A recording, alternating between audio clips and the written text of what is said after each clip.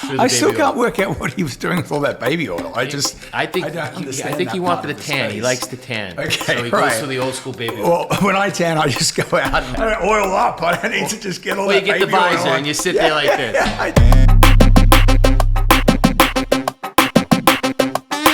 G'day, I'm Lachlan Cartwright. Welcome back to the Breaker Pod. We've had a summer hiatus and we are roaring back for season 2, which premieres on Thursday, October the 9th, with a big name guest. But we have a very special guest for this emergency Breaker Pod because the Diddy sentencing is going on as we speak. We are anxiously awaiting sentencing for Diddy on the conviction of prostitution offences. And we have here with us Ira Judelson, who is the bail bondsman to the stars and was also Diddy's bondsman. Welcome, Ira. Thank you for joining us. How are you? Thank you for having me. Thank you for coming on. What do we, as we're sort of anxiously awaiting this verdict, what is going through your head? You know the case inside out. Where do you think the judge's head is at? What kind of sentencing do you think Diddy is going to get? It's a great question. Everybody around the world is kind of wondering what's happening. I believe the judge will split the baby. I've said from day one, and we talked, that I think that you said to me weeks ago he's going to get a taste. He's going to get a taste. And I said to you, what does it actually mean? I think he's going to get a taste of prison besides MDC where he is now. The defense team right now is arguing that there's probably nobody else in the country based on these charges that are incarcerated. And the prosecution is arguing that that even though that they might have stole the verdict inside the courtroom. And when you say steal the verdict, what do you mean by that? I believe that the prosecution and some judges in that building believe that the verdict was stolen based on the jury. That's what they're alleging over there. There's been a lot of people down the middle that feel that way. There's a lot of people that felt that it was overcharged and that racketeering never should have been brought. These are the RICO. Those charges. are the RICO, and also the sex trafficking, because the way the statute is written in sex trafficking, a lot of us and a lot of people around America feel that, you know, when you think of sex trafficking, you're thinking of somebody being picked up and taken by force and being forced into prostitution and acts. But the way the statute is written, if I get on an airplane and I go to a bachelor party and I bring 4 women of the night, or even 4 men of the night, then I bring them to a different state or city, that's considered sex trafficking. So I think that right now, the judge is already has what he's going to give him. So they could go back and forth on, you know, his kid speaking and this one speaking and this one saying. The judge knows. I think that he's going to get anywhere between 4 to 6 years. Wow. In my opinion. That's a big taste. Yeah, that's a big taste. He's already got 14 months in, plus good time. And I believe he's going to do another couple of years, in my opinion. I have a very good relationship with the defense team. Obviously, they brought me in to do... Yeah, just tell us about that. How did you come into this So as a case? bail bondsman, I do most of my work in state prison. Right. I've done cases from Harvey Weinstein, Conor McGregor, Plaxico Burress, Cat Williams, DSK. Lawrence Taylor, DSK, where we first met. Correct. And I've done federal bails too. I got brought in to do cases in the Southern and Eastern District, but I do 1% to 2% of them a year because they can go through pretrial services. But in Diddy's case, he failed the first time on a bail hearing, and Mark Ignifilo. Why did he fail? I think that the way the government came at, you know, Diddy in that case, and the way the defense was proclaiming him, you know. They felt he was a flight risk. In the state, they can't look at danger to the community. In the federal government, they can look at danger to the community. And people felt that if Diddy got out, that he would basically find the nearest private jet and well, find an island. I don't think it would have been the nearest private jet, because he had a private jet. Right. And one of the things that we put together was he was going to rent out his private jet, which he did in Hawaii, and you know, to make some money, because obviously he was running through some high bills, and obviously You're not cheap. That's what I've exactly heard. yeah. You come with a bit of a cost. I got brought in by Mark and Tony Rico, and we put together a great package, including a heavy bond, 24-hour security, which I was going to be involved in. I found Mr. Combs a place in the city where he was going to live. I went through it tooth and nail with my security team. So there was no areas for him to get out. We were going to put cameras inside. We were going to let the government look at his call list. We were only going to give him a flip phone, which I happen to use, and they would be privy to anybody that he calls, and only his immediate family and attorneys would be able to come see him. And unfortunately, for me, the judge shot it down, and I understand why. I don't know if they would have shot it down if it was Joe Blow that was being charged with this case, but I understand there was a lot of reasoning behind it because of danger to community and the way they thought of risk of flight. Even though I've been around a very long time, I've done major cases, I didn't think so. But, I did have a monetary interest involved in it, and, that was why I was a little upset. But I understand both sides. We saw earlier that none of the victims have spoken today. Why do you think that is? There was some talk before this that at least one of them was going to. What do you think was going on there? Well, there were letters sent. I mean, obviously, Cassie sent a letter or letters. There was other people that sent letters. But I think Mia was one Mia was supposed to come on it. And look, I don't know the reasoning why she didn't go forward. I think the defense team basically was going to, try to attack that letter and attack her when she went. It also might be, I don't know, it could be employed by the government right now to say, well, she's not going forward because she's scared because of if there would be retribution to her later on down the line. Whether people agree to that or disagree with that, I don't know. A lot of people look at Sean Combs in that way. My relationship with him I've never felt that way in my relationship with him, but, some people around America feel that way. Behind bars at MDC, yes, he has been giving what he's called free game classes, free game with Diddy, and the Wall Street Journal reported this, that he has basically been helping other prisoners with sort of like a self-help course. That is something that is factored into with the sentencing. That is something the defense is presenting to show. Yeah, the defense is going to present that. I mean, if you notice, does that have any impact? Harvey Weinstein also did that when he was incarcerated, and a lot of stars, do that while they're inside, teach, and obviously lend their mentorship. Does the judge look at that? Some judges do. I don't know if this judge will. This was a very, very high profiled case. Inside he has had no trouble whatsoever. He has not gotten any tickets that I am aware of. He's been a model citizen inside there. There are a lot of inmates that, look at him in a different light. And there were some inmates that, probably if they could get to him, they would, just to make a name for themselves. And they did that obviously with, with Epstein, right. So that case was, pretty high profile too. In that facility, there's also a number of other high profile prisoners. Yes. Including Luigi. Luigi Mangione, yes. Gunned down in the streets of Manhattan, a United Healthcare executive. Just talk to me about that facility, why there are a number of other high-profile prisoners. The Alexander brothers, I believe, are also they're there too, being held there. They were extradited from Miami there, right? Who are who have been charged with a series of very serious sexual assault crimes, and then the crypto kidnappers. Well, actually, the crypto kidnappers are not there. I bailed out one of the crypto kidnappers, John Waltz. He is actually out. The other gentleman, William Duplessis, is still incarcerated, but he's in state prison, so he's in Rikers Island. Got it. So in terms of the people over at MDC, we've got Luigi there. Yes. We've got, obviously, Diddy has been there. Yes. And we've also have the Alexander brothers there. Talk to me, for instance, about Luigi.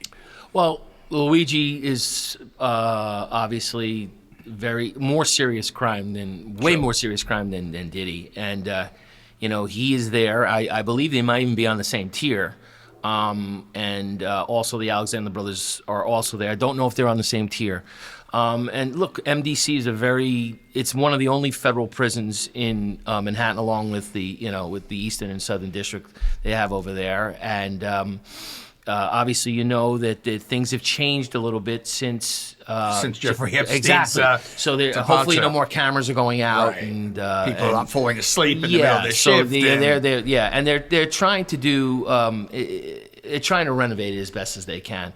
I don't think Diddy will be there very much longer after today. So he gets a big taste. Still waiting for sentencing. Say he does get a large taste. Yes. Where do you expect him to go? Well, I think that the defense team might ask that he does his time in Miami near his home, so maybe some of his kids could come visit him. I don't think the judge will do that. I think that he will be either somewhere in Pennsylvania or possibly Jersey, either Ferriton or Fort Dix. There's a possibility of Otisville too, which is upstate in New York. He won't be in a camp setting, I'll tell you that. He'll be more in the mainstream population. Do you think he's a target in that? I don't think he'll be a target. I think that Diddy could handle himself. I think there's a lot of people that respect him and that will respect him inside. I think that obviously if I was him, I would be a model prisoner and try to get in and get to some certain programs that are that he might be eligible for when he's incarcerated to get out as quick as possible. Being a bail bondsman, how does it work? I mean, you get a phone call in the middle of the night from an agent, from a lawyer, from a family member, and then you spring into action. I wrote a book called The Fixer, and people always ask me about bail because it's a business that nobody really understands. What I've said to people, I'm a legal loan shark on the street. That's what I do. I lend money to criminals at a rate. So I could be sitting at any time, day, night with my family, and I'll get a phone call, and it could be, some guy on a DWI, or it could be Conor McGregor. And, my spidey senses work really fast, and I'll start talking to either a family member or an attorney or an agent, as you said, or a business manager, and I'll start putting things together. Like with Plaxico Burress, I got on the phone with his agent, and I'm like, I need to, Plaxico Burress, the NFL New York Giant, star, yeah, he shot. Who was arrested on gun. He charges. was arrested on a gun charge. And it's a funny thing that the Giant fans who are probably listening to this around the country realize that the Giants had a chance to go back to the Super Bowl and do something special, and unfortunately, having him shooting himself really, didn't really do well. It threw it away a little bit. Their game day plans. Yeah, it's tough when you're a wide receiver to get shot in the foot. So that was kind of tough for him. And you put together the package. I put the package together. I start to figure out what type of collateral I'm going to take, how high the bail is, what part am I going to, whether it's going to be Brooklyn, what jurisdiction, Brooklyn, Bronx, Manhattan, Queens, Staten Island, Westchester, Nassau. Right. And then I start putting everything together, and I put my other hat on because I have to become like a babysitter in some of these situations. Yeah, look, people say, what do you do? I'm a rabbi, I'm a social worker, I'm an employment agency, and I'm a therapist. I start calming the people down, like, don't worry, I'm going to get them out, and what's going to happen. And from there, what's he going to do? Can he leave the state? Can he leave the country? No, yes. You have to surrender the passport. You're on an ankle bracelet, whatever it might be. Right. And then I start working my magic. What are the most challenging clients? Like, who are the most challenging? I would say the most challenging clients for me in my industry are the drug-related cases. A lot of sleepless nights with that because, they're looking at really serious time, and you never know how loyal they are going to be to me or, and I got to make sure that they're in court and I'm moving the criminal justice system along. So I get very nervous of that end of the industry. The stars are never really a problem. They're always telling me what they're going to do, where they're going to go. Lawrence Taylor once asked me if he can go to the Bahamas and play golf. I'm like, go, Lawrence, I don't care. I'm not worried about you. So TMZ will find you if I can't find you. So the Paps always get them in the air. Yeah. Right? So those guys. That long lens will probably catch that's fine. Before you catch but those cases, I'm always really worried about. I brought up the crypto Kidnappers before, Yes. because that is just such a fascinating case to me. Because Yes. as more and more people are getting into Bitcoin and other cryptocurrencies, we're starting to see more crypto crimes. Absolutely. And this one was particularly vicious. Yes. This was, talk us through a bit. Well, it's vicious from what you guys are reporting, what the Post is reporting. There's a lot behind closed doors that no one is really seeing, What aren't they saying? Well, look, I mean, they said that the victim was blowtorched and tortured. And, my information says differently. I know that there was some serious charges there, and I respect everybody on the defense team, and I respect everybody on the prosecution team. But a lot of stuff that's being reported, in my opinion, really didn't happen. So what did happen? And just to back up to people, the allegation is that this bloke was held at a property in Soho, which is true. Against his will. He was tortured for days, so they could get his passwords out of him, so they could steal his cryptocurrency. Yes, but what also wasn't reported is that he was in and out of that house in January and February. And what wasn't also reported is that he came and went and was in a nightclub 5 days where he claimed he was being tortured. TMZ reported that later on. Also that these guys had a good relationship and there were girls in and out of that house all the time, and that he wasn't, handcuffed and tied up all the time. What happened there, I guess we're going to have to wait for this thing to really come out. But same thing with Diddy in this case, the government said that this happened to Cassie and this happened to, Mia and this happened to Jane. And then there was text messages at the trial that didn't really go down that way, and that people were willing participants.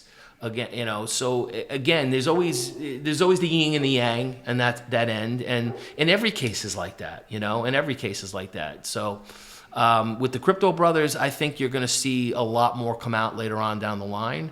I respect, like I said, I respect both sides. Judge Carroll is a very, very smart judge. So, in my opinion, him setting bail showed that there might be, some things that were said on both sides that might be incorrect. And he felt that both, defendants are entitled to bail. Is there a yin and the yang to the other case I touched on earlier, the Alexander brothers? Like, what's your impression on that one? And just for our audience, just kind of...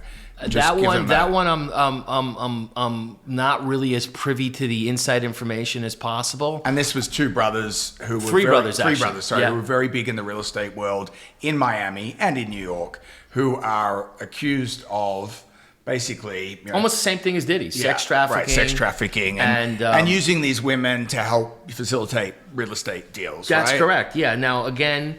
Their side's going to say that none of this really happened, and if there were women involved, they were willing participants and consensual. And now the women are going to come back and say we weren't, and we were drugged, and we had no idea what was going on, and we were paid as consultants as real estate consultants. That's going to be a very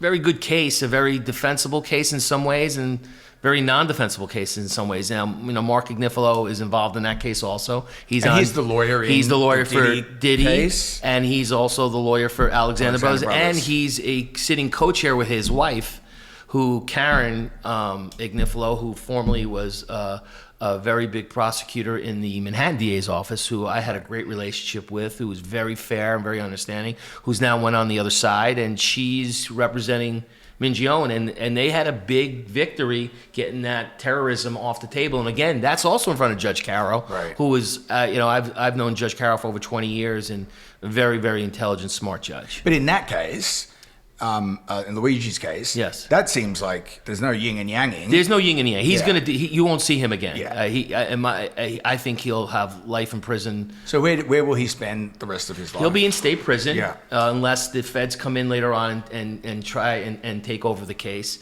He could end up, in Clinton Max. He could end up in Sing Sing. Or he could end up in, it sounds crazy, but he can end up in Florence Supermax in Colorado, where, you have major gangsters that are there. You have the Boston bomber that is there. You have a terrorist, the guy that was involved in the 1993 bombing of the World Trade Center is there. So there's some, plus you have serious cartel guys there. I think El Chapo's there also. How does someone like Luigi go in a place like that? You know, inside prison, Lachlan, you know, a guy like him would be almost considered a hero in a lot of ways. Outside, you know, you have people that are literally females that are, you know, throwing themselves at him. I look at it in a lot of ways that, you know, was he making a statement while he was doing? Was he mentally ill? But, you know, that was a father of 2 or 3 children. So, Correct. you know, and did he have such an impact on the healthcare world that had to happen? I mean, I'm a father myself. So, you know, I look at it crazy and saying, wow, if you want to make a statement, you want to take a platform, take him hostage. Right. You know, take them hostage, hold them hostage, you know, do a dog day afternoon, whatever you want to do, but just, you know, shoot them in the back of the head. Pretty cold. Yeah, I think it's a cold-blooded murder.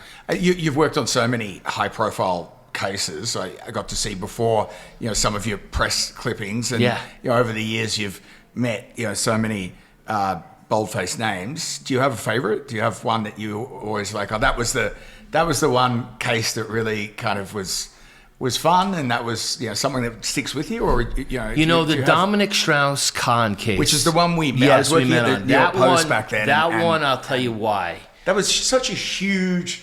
The world stopped. The world stopped. I remember being outside court covering that, and every media outlet in the world was there. Everybody was there, and you know, when I walked into court, it was a line down the street for media.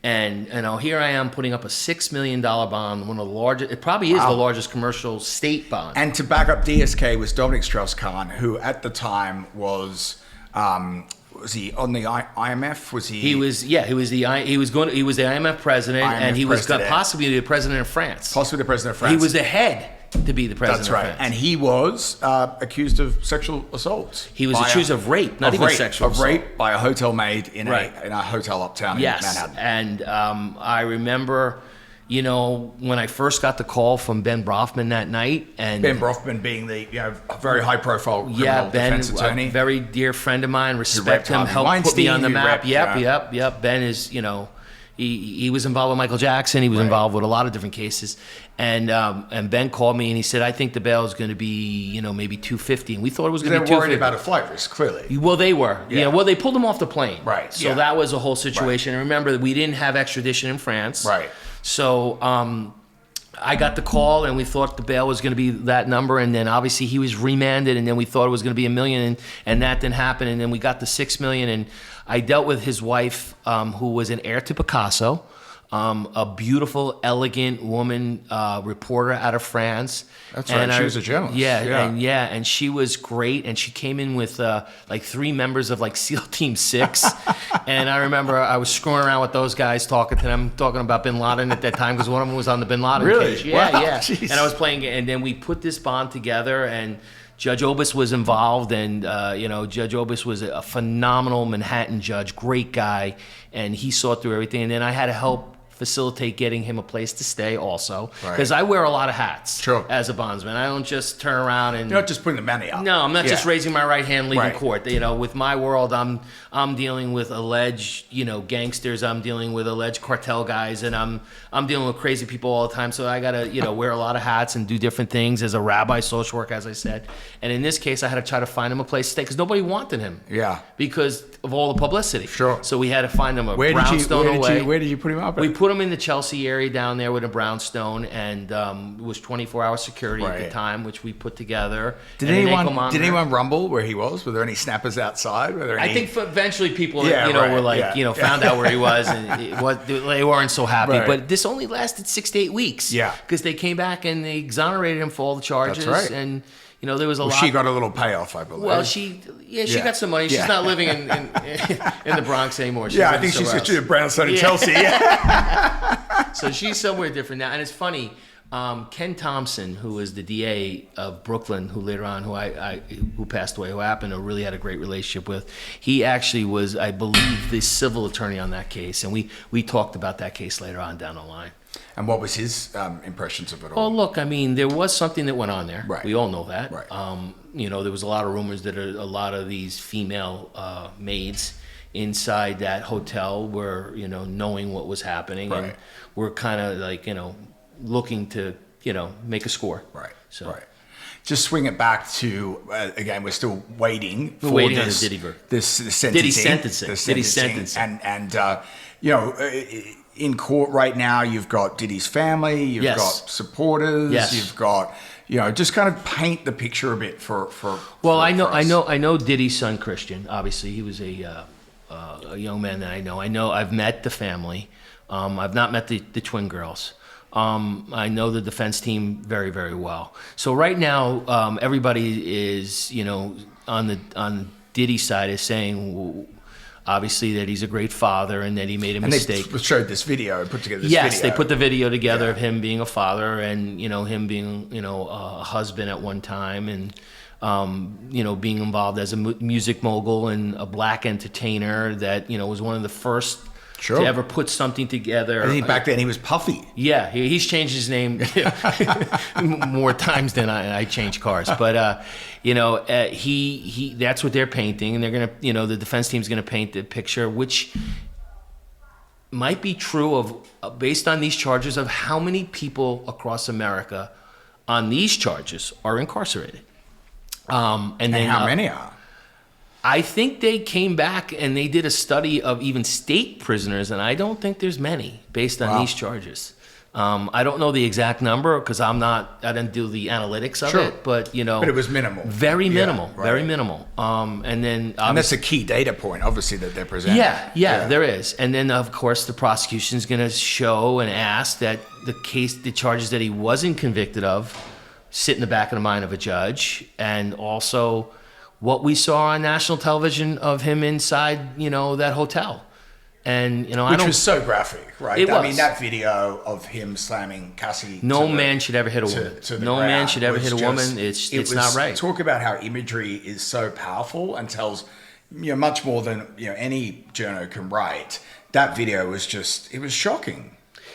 It was beyond shocking, and it leaked. And obviously How do you think it leaked? Because it leaked to CNN, I believe.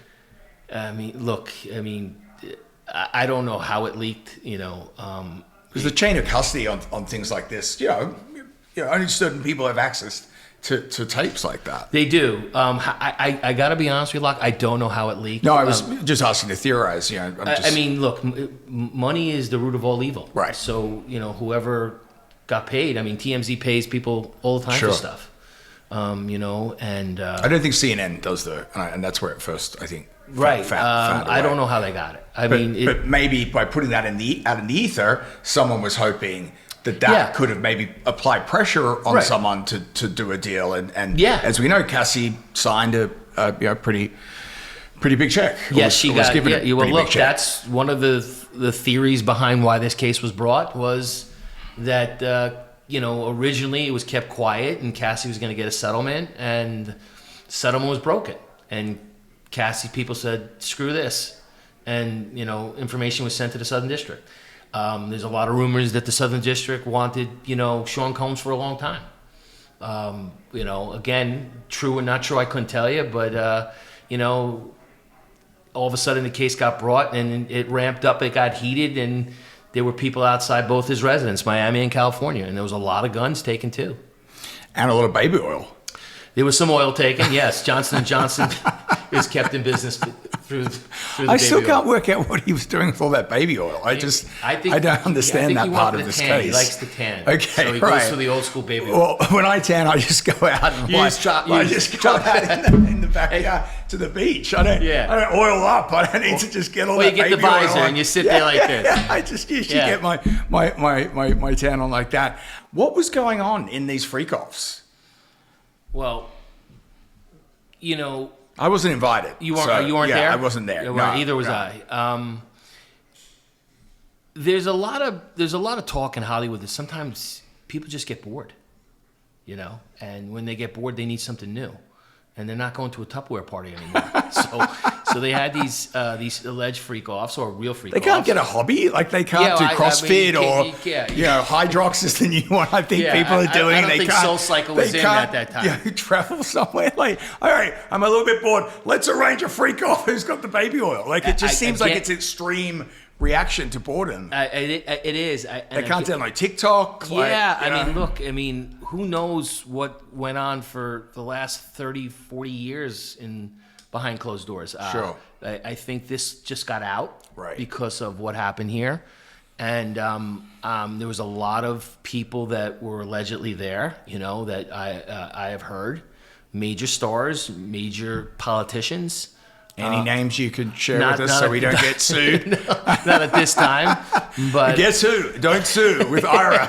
It's a new segment coming. Some names that don't want to be mentioned. Some names that have already been mentioned. And again, a lot of it, from what I gather, was consensual, and people were very willing participants. I know that me and my wife are not attending. And hopefully not my wife on her own. So I feel that more, would be breaking news. Blake, please don't go to those. But so those did happen, and Do you think they're still happening? These freak-offs? Obviously not with Diddy because he's waiting to be sentenced. I do believe that there's other people that we don't, or not have come out that do crazy things, throw stuff into a key bowl and switch partners and do different crazy things that are out there. Consensual. Look, I don't believe in it, and I think that was the closing argument that a lot of these attorneys said to the jury. You might not like what you hear, and you might not like what went on behind closed doors in his bedroom or in his house, but it was legal. Right. It was legal. People were willing participants. Again, where I live and what I do and how I grew up, I don't believe in it. And, I believe in the concept of marriage, and you're with your partner, you love your partner. I mean, but some people are like different things. Yeah, a little freaky. A little freaky. Really. Yeah. Why do you think this is going on a bit longer than maybe was expected today? Is the judge being very cautious of an appeal potentially? Yeah, I believe the judge is definitely cautious because I believe the defense is going to appeal. No matter what. No matter what. I think that also there's a lot of statements being brought to the attention of the judge, prosecution side and also defense side. I believe Diddy's kids are speaking. I believe Diddy's going to speak on his behalf and basically say, without really saying that he's sorry, because he's going to probably preserve that for his appeal. You don't want to say he's guilty of X. And I think the judge then will turn around and listen to everything. I think the judge has his mind made up already, in my opinion. To give him a big taste. To give him a big taste. This is my opinion. I think the defense did a remarkable job. Mark Agnifilo is a phenomenal lawyer. And his firm did a great job. Isn't his firm being retained now by... Isn't there someone else who's retained that? Well, we said firm? The Alexander Brothers. We already talked about that. Yeah. We also said that his wife is involved with Mangione. Yeah. Mark also did the Exum case. Right. That was he did that one. He also has been involved in cases all across the country. Right. And Mark and me grew together. Mark and me grew together when he was originally working for a different firm, and then obviously even when he was a prosecutor, I knew Mark then.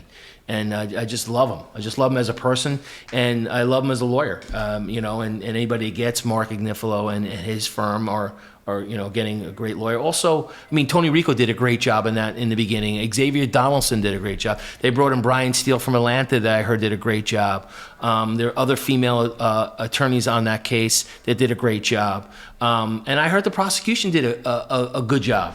Clearly, because we're still here waiting for him to be sentenced. I also think that it was overcharged. When we look at the RICO Act, that was put in place, in my opinion, That was for mob. Yeah, it was for the alleged mob. We don't know. We don't believe the mob exists nowadays. Right, okay. But that was put in for the RICO Act for that, and you could ask Giuliani, who was majorly behind that. But in this case, I didn't think it was part of the RICO Act from day one, and I said it to everybody that would listen to me. And the jury believe that. And the jury believed that. And then I think that by that, they also didn't believe the sex trafficking. Because again, that's a fine line. We talk about that. Right. A fine line of sex trafficking. Because I've been to bachelor parties. Right. And I've watched crazy things happen out there, and it's some freak-offs. I haven't seen an actual freak-off, Okay, right. but hopefully it's coming to a theater near me. But we'll see as the future goes. This sentencing is still incoming.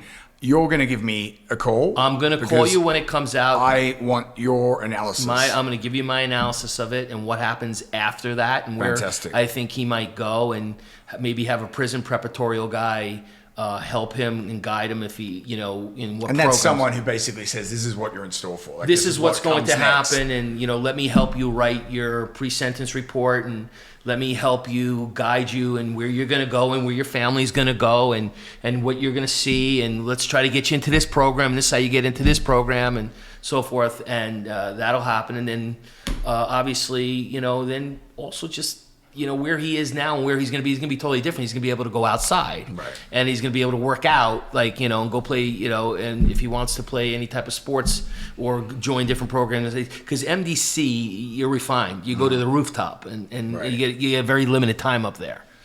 Well, mate, thank you very much for coming Again, on. I appreciate it. We will be in very close contact later this afternoon, and we will bring Ira's analysis of the Diddy verdict to you, and we'll be back for the official... I want Ira's to give got a one more shout thought. out to thank my wife Blake, and my wife is a singer. She has a band called the Happy Hour Band. So if any of your listeners come listen to the Do you Happy ever Hour, sing with her? I don't, but she is absolutely phenomenal. Okay. And their group The is Happy great. Hour Band. Happy Hour Band. Do yourself a favor, check out the Happy Hour Band.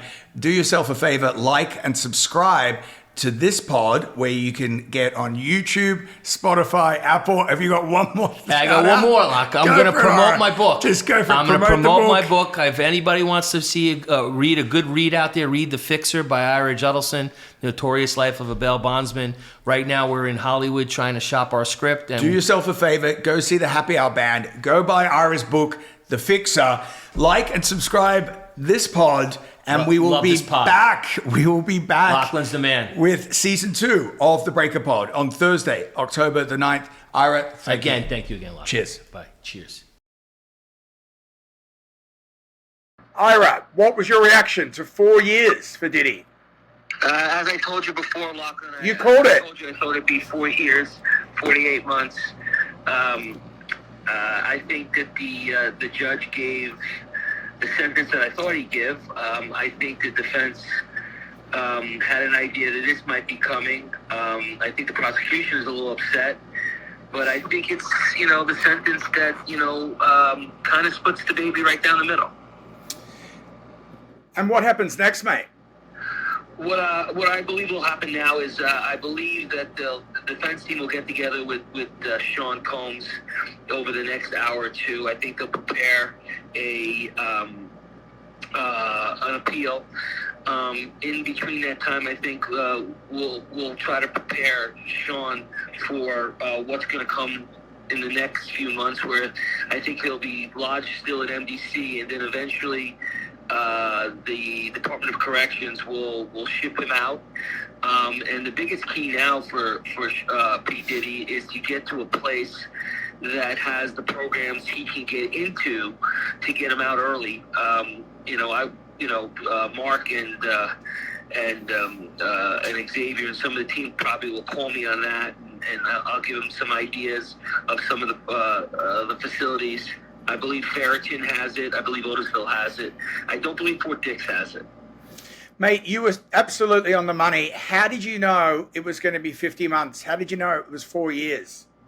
Again, being around this business, Lachlan, for so many years, I just had an idea that I said from day one. I thought that the judge, we talk about this, giving him a taste.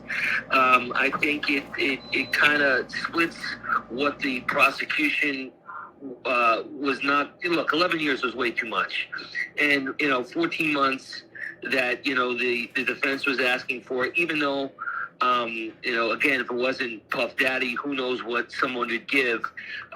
It goes right down the middle. And I just had an idea, and, my experience in the industry and being around a lot of different defense attorneys, and even the other side, prosecution, which I get along great with a lot of DAs, guys that I break bread with, and even judges that I know and I have respect for. And I think they have respect for me on the other side also. So it's just my experience. That's what I thought would happen. Do you think the prosecutors will be seeing this as a victory tonight? No, I don't think they saw it as a victory when they won, when they lost the first, racketeering and sex trafficking. I think, again, they feel that he should have got more time. No, I think they're not happy in that building. Well, will the defense see this then as somewhat of a? They won't see it as a victory either, will they? Well, let me just say this, okay? And I'm a little biased because I have relationships with the defense team. They did a phenomenal job. They worked day and night for Sean Combs, okay? They went to see him. Paralegals went to see him. They flew to California. They did everything possible. They put me in place with the 24-hour security, with the bond. They put, they had jury consultants that they talked to. So they've done an amazing job. Based on the way this case hit the media, based on everything that you saw on videos. Again, remember, he was not charged with domestic violence that you saw in the video that you saw in the hotel. He was not charged with that.